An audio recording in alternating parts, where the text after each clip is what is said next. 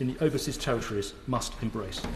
Kawczynski. Thank you very much, Mr. Deputy Speaker. I had the great privilege and honour of visiting the British Indian Ocean Territory in 2019 when, at the invitation of the Foreign Office, we had the opportunity of inspecting the extraordinary naval facilities that we share with the Americans on those islands.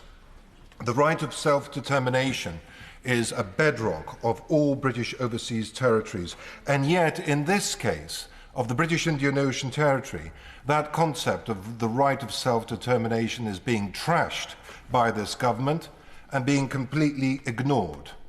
And I've come here today to express my dissatisfaction with this government and its handling of the situation. The Chagossians were expelled. These beautiful people were expelled from their islands in 1968 in order to make way for an American military base. And they were treated appallingly by Mauritius. When they were expelled from the British Indian Ocean Territory, some of them came to the United Kingdom, some came to the Seychelles, others went to Mauritius. And the Mauritians treated them as second-class citizens. The money that was given to Mauritius to look after them was not spent on them, but on other things by Mauritius. And when we gave Mauritius her independence in 1965, it was made abundantly clear that these islands, 2,000 kilometres away from Mauritius, which have never been part of Mauritius, were going to be apportioned off separately and would continue to remain under British control. Moreover, we gave Mauritius over £3 million in British taxpayers' money in 1965 as final settlement for these islands. Think for a moment, sir, just how much £3 million was in 1965. And yet now, 50 years on, Mauritius is determined to overturn this agreement and seize these islands from Britain. And we have lost rulings on this issue in the International Court of Justice when Mauritius has taken us for arbitration. And yet, the right of self-determination should be at the forefront of our conduct. Negotiations with Mauritius must stop. The Chagossians, which there are about 4,000 of them, must be allowed to return, and there must be a referendum in the British Indian Ocean Territory of the Chagossians as to whether or not they want independence or whether or not they want to remain British. And in all my conversations with the Chagossians, they are proud Brits and they want to remain as part of the British family. I will give way.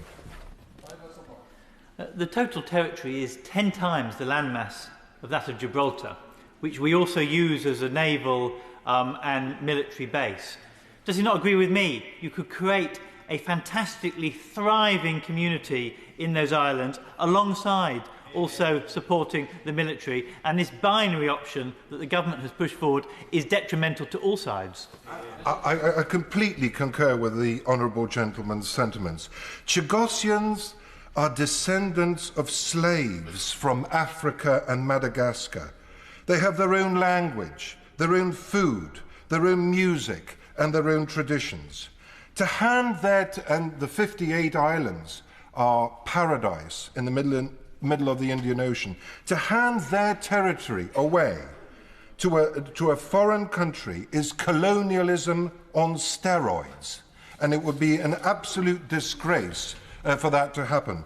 I'd also like to say how disappointed I am with other British overseas territories, and we have some of them here in the chamber today. They are very eloquent at demanding that their rights and the rights of self-determination, Gibraltar in particular, always is very effective at lobbying us. But a key term of emotional intelligence, subject I've been studying recently, is interdependence. And yet, the overseas territories are letting themselves down by not putting enough pressure on the British government over the rights of the Chagossians. Because if the Chagossians' rights are ignored today, it will be their rights that will be ignored in the future. AUKUS is an essential naval agreement that we have signed with the Americans and the Australians. We are re-entering the Indian Ocean and the Pacific Ocean. It was Lee Kuan Yew, as you remember, Mr. Deputy Speaker, who remonstrated with us in 1971 for leaving our bases in Singapore. We were going through a period of malaise at that time, lacking in confidence. And yet this agreement that we've signed with the Americans and the Australians, AUKUS, to re-enter the Indian and Pacific Oceans is absolutely essential, and particularly at a time when we see growing Chinese expansion in the South China Sea, stealing hundreds of atolls from the Philippines, Vietnam, Malaysia, Brunei, and other territories, pouring concrete onto them and turning them into giant military installations.